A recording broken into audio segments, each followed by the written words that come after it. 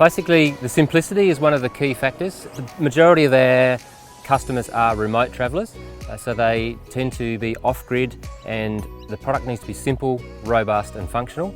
So we build things in, like all of our water is right up the front of the camper to keep the weight forwards on the vehicle. Fridges are right at the front.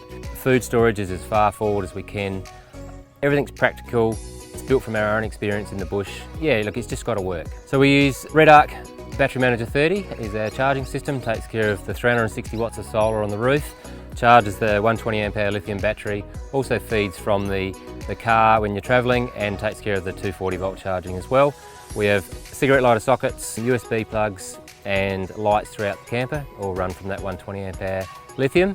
2 fridges at the front, simple as. One of the keys with our product is that it has 2 large doors, one either side, so whether the camper's set up or not, you can just open the doors, pull up on the side of the road, drop the table, open the fridge, get to the kitchen, make your lunch. It's as simple as that. You need to be able to access everything without moving or unloading half the car, and that's how we've designed it.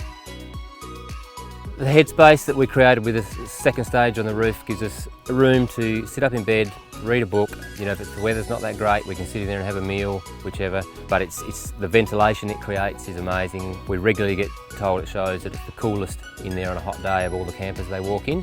So that's a big plus for us. That's what we aim to do. We've achieved that quite well. Okay, with 360 watts of solar on the roof, that's in our standard package. So we basically include that because when you go off-grid, we believe that you should be able to be totally off-grid, and the system should take care of itself. So the 360 watts on there in most climates will take care of the fridges alone without being connected to the car.